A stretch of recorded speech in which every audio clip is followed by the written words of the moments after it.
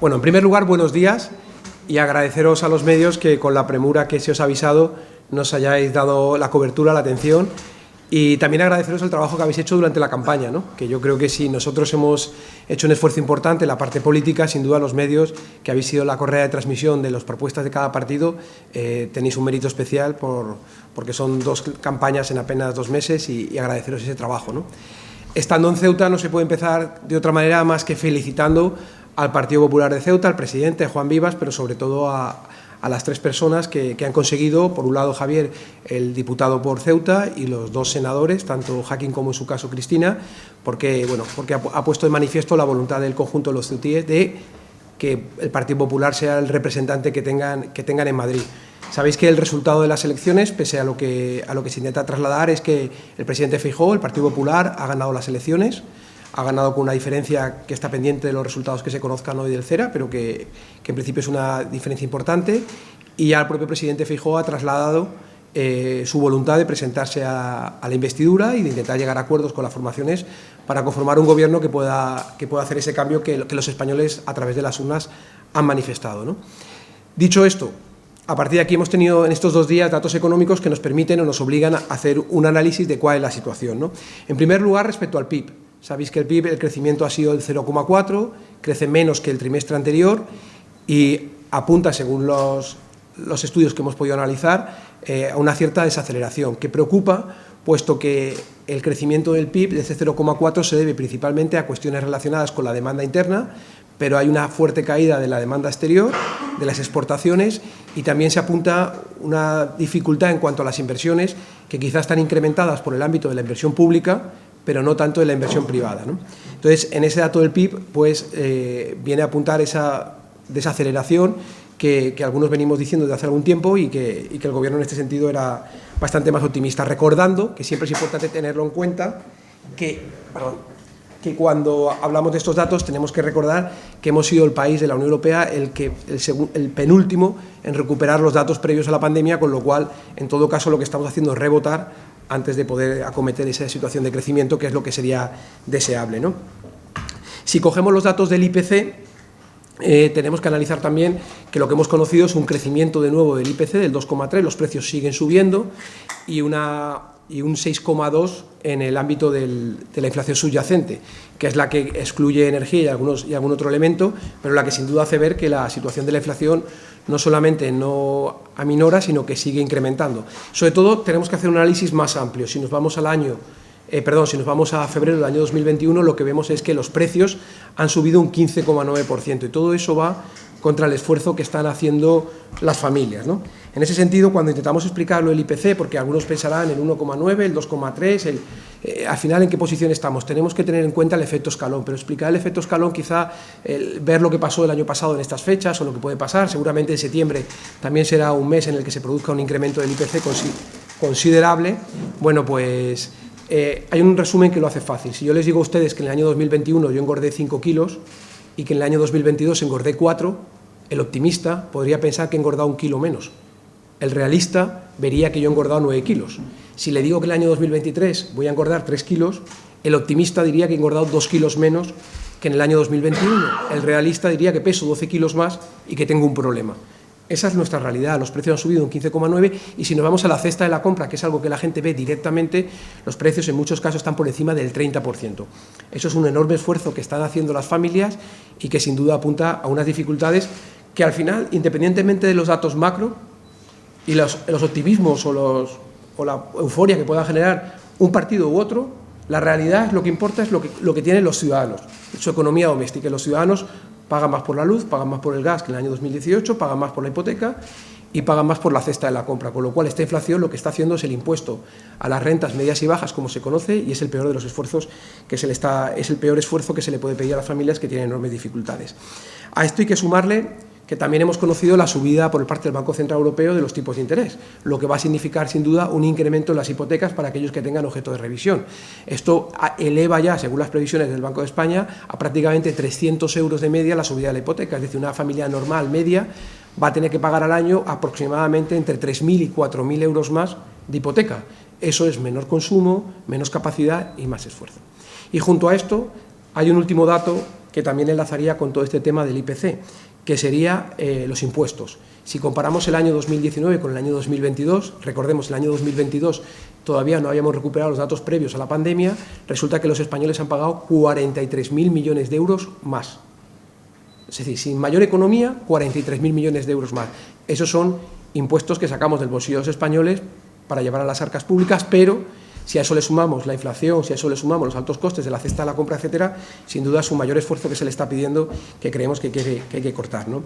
Junto a esto, si también nos acercamos a la adenda del plan de recuperación, podemos observar que junto a lo que ya venía en el plan de recuperación del pago de las autovías, que el Gobierno ha negado, pero que está en los papeles, que si alguno tiene dudas se lo puedo enseñar para que lo puedan ver, se le suma también que en la adenda el Gobierno ha anunciado que va a eliminar incentivos y beneficios fiscales que existen en los impuestos, principalmente en el IRPF, en sociedades y alguno más, y habla de un orden de 30.000 millones de euros, con lo cual, si los españoles tienen la inflación, si los españoles tienen la subida de la hipoteca, si los españoles tienen 43.000 millones más de impuestos, si además el Gobierno les va a cobrar por la autovía, si además el Gobierno les va a quitar beneficios e incentivos fiscales en el entorno de los 30.000 millones de euros, como ha reflejado la adenda en esa revisión que quiere hacer, pues hombre, yo creo que alguien se tiene que empezar a plantear que quizá el esfuerzo es que alguien no debe pedirle más esfuerzo a los españoles teniendo, por ejemplo, 22 ministerios. Alguien no puede pedirle más esfuerzo a los españoles sin hacer un control de ese gasto político superfluo, ¿no? Y eso, de alguna manera, es lo que nosotros venimos reivindicando y por lo que creemos humildemente que los españoles han confiado en Feijóo y que por eso Feijóo ha ganado las elecciones,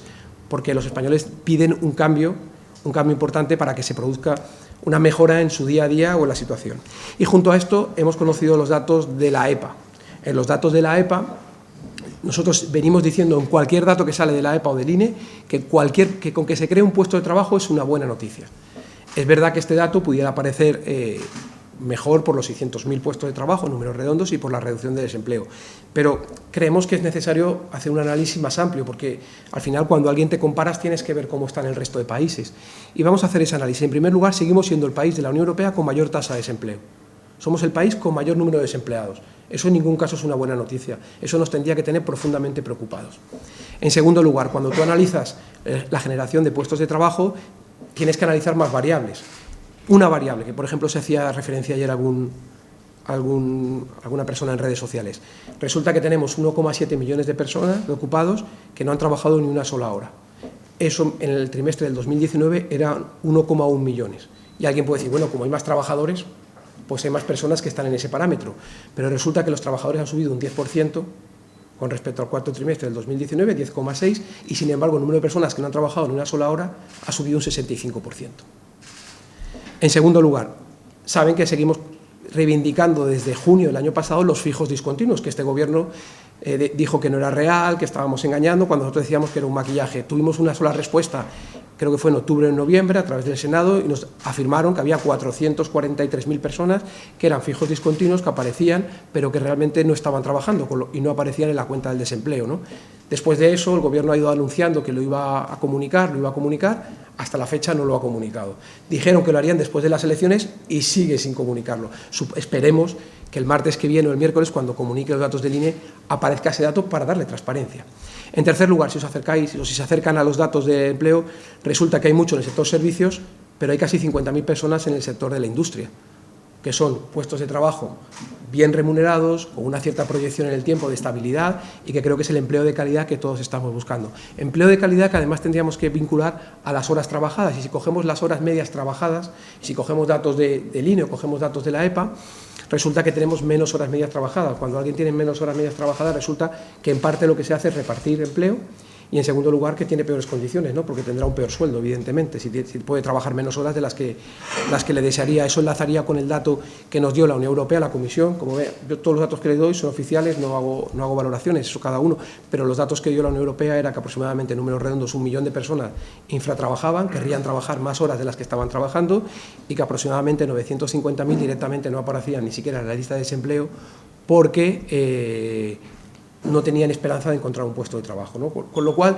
yo creo que dentro de ser un buen dato el de la EPA, que tenemos que, siempre que se crea un puesto de trabajo es un buen dato, creo que no hay que ser tan optimista, o creo que hay que hacer un poco más de autocrítica para poder, en ese contexto, sin duda, analizar y ver que tenemos un nuevo problema, que somos los últimos en desempleo, que el empleo que se genera no es de calidad, que la gente debe aspirar a varios contratos para poder sumar un contrato en condiciones, datos, por ejemplo, facilitados por un sindicato en el que hablaba que la media de contratos por persona eran de 28 e incluso la media de los contratos son de 44 días. Bueno, haciendo todo este análisis, uno por lo menos tiene que ser más prudente, ver que tenemos una necesidad de vincular la oferta de empleo que hay con las personas que están buscando un empleo, porque somos conscientes que hay puestos de trabajo ahora mismo que no se están cubriendo en el ámbito tecnológico, en el ámbito sanitario, en el ámbito de colegio de ingenieros nos dicen que hace falta 200.000 personas de aquí al año 2030, si hablamos de conductores de autobús, si hablamos del sector de la construcción, es decir, podemos mencionar casi un millón de puestos de trabajo perfectamente, que son posiciones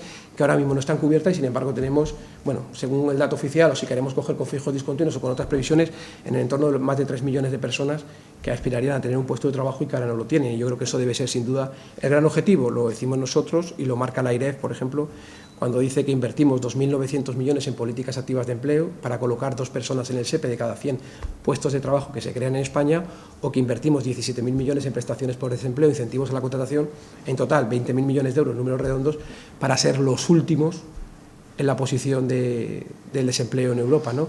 Y el último dato que hemos conocido es la posición que hace el Gobierno de España cuando plantea que el pleno empleo es el 8%. Bueno, según sus datos, entonces, toda Europa prácticamente estaría en pleno empleo, porque sabemos que el dato medio de la Unión Europea de desempleo es el 6%. Hombre, yo creo que hay que tener un poquito más de aspiración. Es verdad que utilizar los datos o manipular los datos para intentar sacar el resultado que tú quieres, pues creo que no es lo deseable. Creo que hay que poner encima de la mesa la realidad, analizarla, intentar mejorarla y a partir de ahí, con transparencia, intentar aspirar a lo máximo. Pero creo que, sinceramente, considerar que el 8% es pleno empleo en España es una falta de respeto a todas las personas que están desempleadas, ¿no? Yo creo que la aspiración debe ser superior, ¿no? No creo que se conciba un 8% como eso. Y a partir de aquí quedo abierto un poco a las cuestiones o preguntas que me quieran hacer para no extenderme mucho más y si quiere ya entro más en detalle en alguna de las preguntas. Bueno, el IPC sube, las hipotecas suben, la cesta de la compra se encarece. ¿Cómo se le pone freno a todo esto? Bueno, pues, por ejemplo, en el IPC, ¿se acuerdan que nosotros proponíamos la bajada del IVA en la luz, la bajada del IVA en el gas, la bajada del IVA en la cesta de la compra? Y en ese momento el Gobierno nos criticó. Posteriormente, bajó el IVA de la luz, bajó el IVA del gas, bajó el IVA de la cesta de la compra, pero se dejó fuera algo tan importante como la carne, el pescado o las conservas. Y es más, cuando Nadia Calviño, la vicepresidenta, comunica a Bruselas, dice que uno de los efectos de que la inflación se esté controlando es la limitación de la imposición indirecta, el IVA, lo que nosotros propusimos. Entonces, en todo esto lo que hay que intentar es buscar la eliminación de todas aquellas trabas, de todos aquellos elementos que provocan el incremento de los costes. Por ejemplo, cuando usted ve que nosotros propusimos una ayuda para las rentas más bajas de 300 euros, que el Gobierno también criticó y posteriormente ha sacado de 200 euros, sabe que lo tienen que solicitar por escrito, lo tienen que solicitar las personas. Le tienen que decir a la agencia tributaria su información para que la agencia tributaria acuerde ese pago. Bueno, pues eso ha generado que el 50% prácticamente, según la AIREF, de las personas que tendrían derecho no lo soliciten. Pero ha generado una tramitación administrativa que nosotros entendemos que tiene un coste y que se podría eliminar, porque la agencia tributaria tiene los datos. Podría hacer esa gestión sin necesidad de que la gente lo tenga que pedir. Todas esas trabas, todos esos trámites que hacemos innecesarios son costes añadidos que provocan inflación. Todo lo que exigimos a las empresas, todo lo que exigimos a las personas, a los trabajadores, al ciudadano, costes innecesarios, todo eso genera inflación. Toda aquella normativa que podríamos simplificar y que no simplificamos son mayores costes. Cuando alguien tiene que hacer 7 trámites en lugar de 1, eso lo tiene que repercutir en el precio final. Y además, si ustedes se van a la página 55 del Plan de España 2050 del Gobierno de España, cuando el Gobierno del PSOE hace referencia al año 98 a lo que se hizo con la entrada en el euro, que creo que todo el mundo compartirá, que eso lo hizo el Partido Popular, estaba gobernando en el año 98 el Partido Popular, uno de los elementos que dice es que gracias a la gestión que se hizo desde el Partido Popular se consiguió reducir la inflación, con lo cual creo que hay fórmulas para hacerlo y luego además que nosotros ya lo hemos hecho, incluso el propio Gobierno reconoce que nuestra gestión permitió esto, ¿no? Entonces yo creo que este tipo de fórmulas que hemos ido proponiendo a lo largo de toda esta de los últimos 15 meses, todas esas propuestas que hemos hecho van orientadas en esa línea, ¿no? Y lo que seguro que no lo arregla es queriendo maquillar y decir que está bien. Los precios no paran de subir. Ellos dicen que bajan, no paran de subir.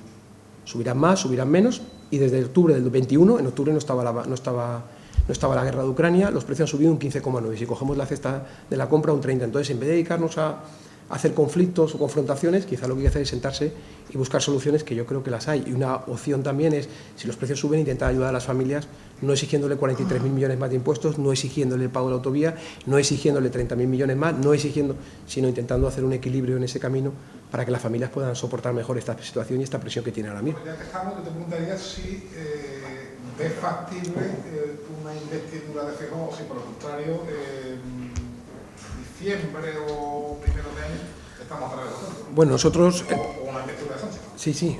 Bueno, son los tres escenarios en los que nos podemos mover ahora mismo. Esos tres que ha planteado son los que tenemos. ¿Cuál es nuestro planteamiento como Partido Popular? Lo ha dicho el presidente Feijóo abiertamente. Él se quiere presentar a la investidura, él quiere intentar encontrar esos partidos que nos acompañen para conformar la mayoría que resulta necesaria. Es verdad que hoy hay el recuento del CERA que puede provocar algún cambio en el resultado final. Si se produce ese cambio también puede provocar que no valga con una abstención, sea necesario un voto positivo de algún partido, es decir, puede producir alguna incidencia, pero lo principal es que nosotros ahora mismo tenemos la oportunidad porque somos el partido que ha ganado las elecciones.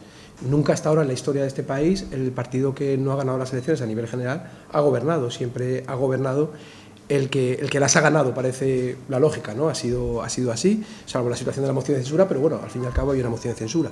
Pero eso se ha producido hasta la fecha, entonces, bueno, nosotros vamos a intentar, el presidente Feijóo, nosotros estamos trabajando, él está trabajando de una manera muy personal para intentar sacar adelante esto y bueno, vamos a intentar a ver si somos capaces, que es el objetivo, intentar dar estabilidad, porque creo que el escenario que hemos pintado apunta a la necesidad de cambio. Si seguimos haciendo lo mismo, tendremos lo mismo. Yo creo que los españoles lo que piden es que haya un cambio porque están soportando esta situación y creo que hay una oportunidad por delante. Si me permiten dar un mensaje en positivo, creo que tenemos una oportunidad como nunca. Tenemos una oportunidad en renovables, en el ámbito energético, sin buscar el sectarismo, es decir, la renovable, la fotovoltaica, la eólica, el hidrógeno, el almacenamiento, el bombeo reversible, la nuclear. Hemos conocido que Europa ha dicho que la nuclear ya no es verde, ya es que la nuclear está dentro de la política industrial como una fuente de energía prioritaria. Quiero decir que hay que salir un poco de ese debate y si quiere entramos en algo más. En segundo lugar, eso nos va a llevar a una industria. Hay un proceso de relocalización en la industria por acercar al cliente final, por tener mayor presencia no solamente en Asia o en Estados Unidos, sino en Europa. Estamos muy lejos de Ucrania, tenemos una posibilidad de poder ofrecer una estabilidad mayor, la que pueden tener otros países. Si somos capaces de ofrecer estabilidad como país, seguridad jurídica, estabilidad fiscal, tenemos energía a un coste razonable, creo que tenemos una oportunidad. En tercer lugar, tenemos los fondos europeos, los Next Generation. España dispone de más de 200.000 millones de euros entre el marco 14-20, el marco 21-27 y los Next. Más de 200.000 millones para ejecutar, que sabemos que, por desgracia, este gobierno no está siendo ejemplar ni en la transparencia, ni en la cogobernanza, ni en la ejecución. Es una oportunidad que se está perdiendo para transformar este país. Recordemos que con los fondos europeos conseguimos una transformación muy importante con Felipe González en el año 86, una muy importante con la entrada en el euro en el año 98-2002 y tenemos la tercera oportunidad. Llevamos 5 años sin reglas fiscales. El primer año había reglas fiscales que el gobierno incumplió, pero entró el COVID, y 4 años sin reglas fiscales, para haber podido invertir, para haber podido transformar. El Banco Central Europeo te compraba la deuda y aquí nos han hecho inversiones de calado, no hemos hecho una transformación de país. Entonces, eso, agua, el campo está pidiendo a gritos el agua, los precios de la alimentación van a seguir subiendo, es que no hay producción porque no hay agua. Es fácil recorrerse, la campaña te sirve para conocer todo eso, recorrerte el campo andaluz, por ejemplo, para ver cómo está el campo. No va a haber producción y eso va a encarecer los precios sí o sí. O sea, tenemos dinero, hagamos las infraestructuras del agua, acometamos esa reforma, esa transformación. Tenemos necesidades de vivienda para los jóvenes y los no tan jóvenes. Y no es cuestión de hacer leyes de vivienda, es cuestión de hacer viviendas. Cada año hacen falta 30.000 o 40.000 más de las que se hacen. Es que son tantas las oportunidades que tenemos y tenemos un país tan parado que yo creo que los españoles lo que están reivindicando es que haya un cambio de verdad. O sea, que haya un cambio a una gestión diferente, que haya un cambio a la gestión, no un cambio a los titulares. Lo que le digo, creo que lo simboliza muy bien, no hace falta una ley de vivienda, o sí, no lo sé, pero lo que sí que hace falta seguro son viviendas. Necesitamos viviendas, no discursos o confrontaciones, necesitamos hacer viviendas, sentarnos a trabajar todos conjuntamente, sector público, sector privado, Estado, comunidades autónomas, ayuntamientos, para darle un empuje para que la gente joven y la no tan joven tenga la oportunidad, porque hay una dificultad, hay 30, 40.000 viviendas menos cada año. Eso eleva los costes, eleva los precios y además nos resta actividad económica, generación de impuestos y generación de empleo, ¿no? Que yo creo que al final lo más importante de todo esto, y yo creo que por primera vez hemos conseguido que la izquierda también lo reconozca, que la mejor política social es el empleo. Y hacia eso deberíamos aspirar, ¿no? Yo solo una cosita. ¿Por qué sentido de que debe de la lista más votada sirve para el gobierno central, que no sirve, por ejemplo, para Extremadura? No, yo lo que he dicho en todo caso es que en España nunca ha gobernado a nivel nacional la lista más votada. O sea, nunca ha dejado de gobernar, perdón, la lista más votada. Siempre el que ha ganado las elecciones ha sido el que ha gobernado. No creo que conozcamos ningún caso distinto. El presidente Feijóo se lo ofreció desde el primer momento y no lo aceptaron. Por eso ahora mismo tampoco lo aceptan, ¿eh? Yo estoy diciendo que nunca en España ha gobernado el que no ha ganado. Pero está claro que esa pregunta tendría sentido si el PSOE hubiera dicho: yo reconozco la victoria del Partido Popular, que por cierto todavía no ha felicitado al presidente Feijóo. Bueno, es respetable. Yo sí que lo hice en mi parte de Sevilla, por ejemplo, y lo que creo que si hubiera hecho eso el Partido Socialista tendríamos pregunta para el otro lado, pero yo creo que no hay pregunta porque ellos no han reconocido ese principio, ¿no? Y se le ha ofrecido desde el principio y se lo volvió a ofrecer el presidente en mitad del debate, como ustedes vieron, y no la quisieron aceptar. Pero vamos, que yo el principio es: nunca en España ha gobernado el que no ha ganado las elecciones. Pero sería reversible, quiero decir, si el PSOE al final aceptan ese principio, ¿gobernaría el Partido Nacional? Bueno, primero el PSOE no ha mostrado ninguna voluntad de hacer eso. A partir de ahí ya queda poco más que plantear, ¿no? Porque, repito, ni siquiera ha felicitado al presidente o ha reconocido la victoria del Partido Popular, ¿no? Es que el Partido Popular ha ganado las elecciones.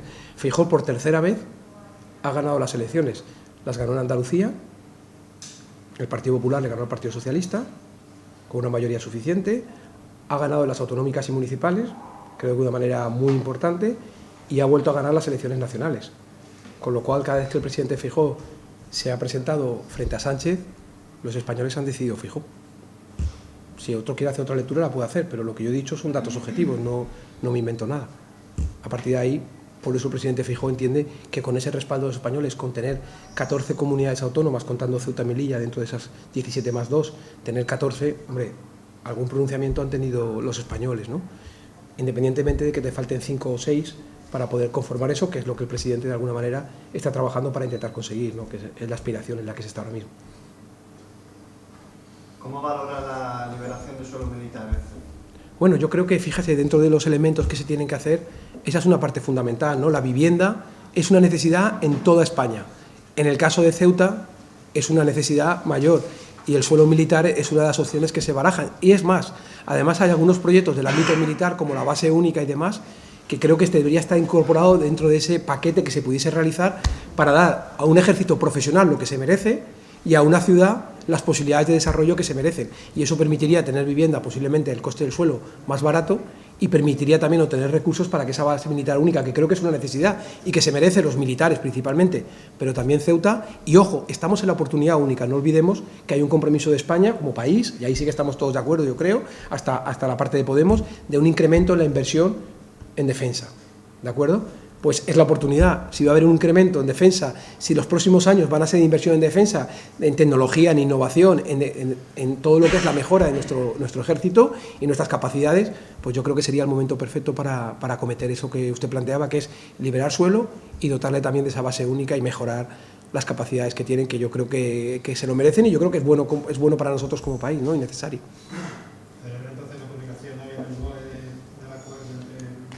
Sí, claro. Todo lo que sea liberar suelo y poder facilitar que se pueda construir viviendas me parece que es un acierto. Es que hay una cuestión que algunos intentan confundir ahí. Nadie hace todo bien o todo mal. Nadie. Y yo no lo he dicho nunca. De hecho, me han preguntado y si quieren les vuelvo a decir algunas cosas que creo que se han hecho bien por el gobierno actual. En su conjunto creo que no es un aprobado. Pero nadie hace todo bien y todo mal. En el hipotético caso de que Núñez Feijóo lograra investirse presidente y formara gobierno, ¿cuánto tardaría el Partido Popular en revertir la situación de las bonificaciones en las cuotas a la seguridad social? Bueno, eso es una reivindicación que además creo que tendría la mayoría absoluta o unanimidad, ¿no? Porque el Partido Socialista las ha prometido, pero no lo ha hecho, ¿no?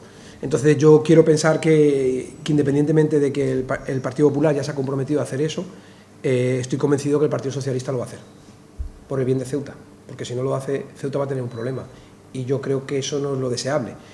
No solamente hay que hablarlo, es lo que le decía, aquí no es cuestión de titulares, aquí es cuestión de hechos, y yo espero y estoy convencido que lo van a hacer. Me costaría pensar que no lo hagan. ¿Y por qué no lo han hecho hasta ahora, si llevan desde enero para hacerlo? Eso habría que preguntárselo a ellos, cuáles son los problemas internos que puedan tener. Pero creo que la medida está fundamentada Recordemos que Ceuta lleva con un régimen fiscal especial desde el siglo XV y creo que eso ha funcionado. Y creo que lo que se está pidiendo y reivindicando es adecuado y acertado. Es algo que se ha hecho con cierto consenso hasta ahora. No entiendo por qué sin consenso se quita y no entiendo por qué si se ha comprometido el Partido Socialista que iba a revertir esta situación, no lo está haciendo, pero en todo caso serán ellos los que deben dar respuesta a ello. Yo quiero confiar en que lo van a hacer, ¿eh? Pero ahora sí, ¿el PP lo haría? Sí, claro. Hombre, si estoy diciendo que, ¿sabes? Entiendo que eso es una necesidad para la gestión de la ciudad, ¿no? De las condiciones. Los que hemos tenido la oportunidad, como saben, de estar aquí, de vivir aquí durante mucho tiempo, somos conscientes de las oportunidades que tiene Ceuta, pero también las desventajas. Y eso lo único que pretende es generar una compensación, una desventaja. Cuando hacemos esto, al final esto es, cuando hablamos de bajar o subir impuestos y esto es bajar, esto no es bajar por bajar, es bajar por subir. Es para subir, para generar más actividad económica, más empleo, más autónomos, más oportunidades para Ceuta. Yo creo que es una necesidad dentro de lo que es el régimen establecido y yo creo que, bueno, siempre ha estado, durante mucho tiempo ha estado así y yo creo que no tiene ningún sentido que se haya eliminado. Es cierto que la AIREF estableció un análisis de lo que eran los sistemas de incentivos y estableció que algunos a lo mejor no tenían un efecto tan directo y que no tenían sentido, pero no pronunció Ceuta, habló de otras cosas. ¿Estaría el Partido Popular, por ejemplo, dispuesto a tomar la medida que venía en el borrador del plan integral de elevar esa bonificación del 50 al 75% y mantenerla en los mismos términos que había venido funcionando o que viene funcionando todavía, porque hasta el 1 de septiembre seguimos igual? Sí, bueno, yo creo que ahora mismo lo primero que teníais que plantear es mantenerla. O sea, el Partido Socialista ha conseguido una cosa y es que ya la gente no pida más, pida quedarse como está. Porque son 43.000 millones más de impuestos, son peajes, son quitar más incentivos. Entonces la gente en este momento lo que nos está pidiendo es que seamos capaces de darle seguridad. Por eso cuando nosotros ven nuestro planteamiento, hablamos de la deflactación del IRPF, hablamos de si es necesario o no una ayuda para las familias hipotecadas con carácter temporal, hablamos de la bajada del IVA con carácter temporal en la cesta de la compra para la carne, el pescado y las conservas, hablamos de una mejora en el impuesto de sociedades en el tema de la inversión, que es lo que el Banco de España está diciendo que ahora mismo tiene alguna dificultad. Yo creo que hay que dotar de seguridad jurídica. Lo que no puede ser es que hoy tienes esto, mañana es esto y más, y pasado otro poquito más, y pasado otro poquito más, y hago una reforma de las pensiones, que quiero recordar que la reforma de Escrivá pone específicamente la posibilidad de rebajar las pensiones, en la disposición adicional segunda, y lleva acompañado de una posible subida de las cotizaciones sociales. Y nuestra pregunta es, ¿hasta dónde va a seguir el Partido Socialista subiendo los impuestos y las cotizaciones sociales? ¿Cree que no hay límite para seguir subiendo? Entonces la gente ante esa situación, como usted pregunta, lo primero que piden, fíjese que la gente se ha olvidado del 75, la gente pide, devuélvame lo que tengo, el 50. Claro, cuando te quitan todo, te habían prometido el 75 por escrito, en un plan, y te quitan el 50, y te lo dejan en cero. O sea, fíjese un poco lo que es los titulares y los hechos, los titulares y la gestión. Te prometo un 75, pero la primera que puedo te lo quito y te lo dejo en cero. Bueno, pues por lo menos vamos a devolver a la gente el 50%. Yo creo que eso es lo que de alguna manera nos están pidiendo.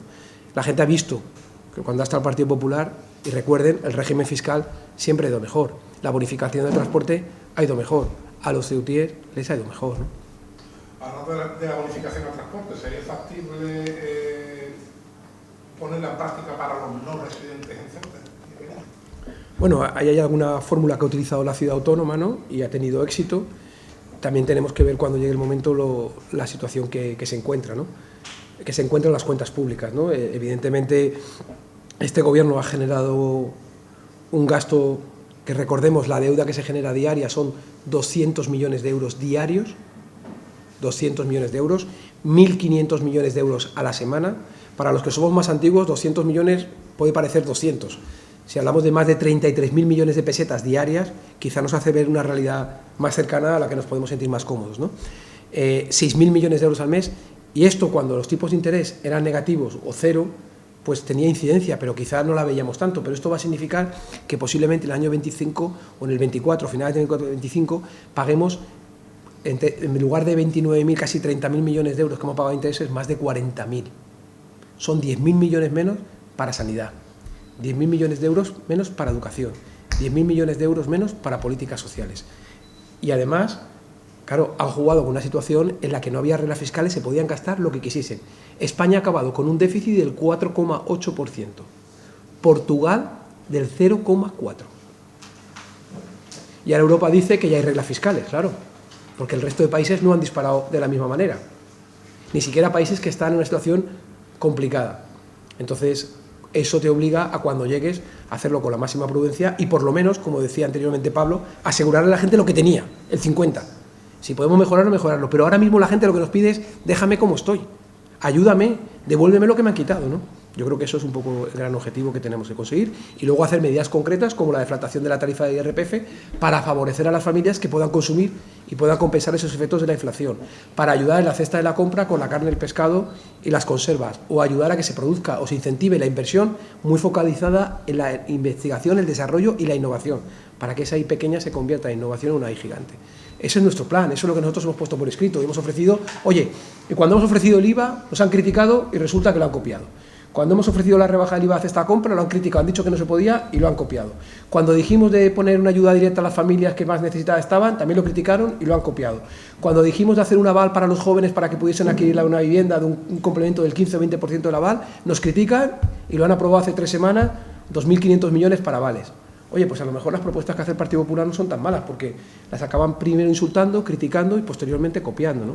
A lo mejor, si fueran capaces de sentarse a dialogar, encontrarían que bueno, que no todos hacemos las cosas bien, todo, pero tampoco todo mal, que tenemos propuestas que funcionan y que valen, y que cuando las aplicamos a los españoles les va mejor.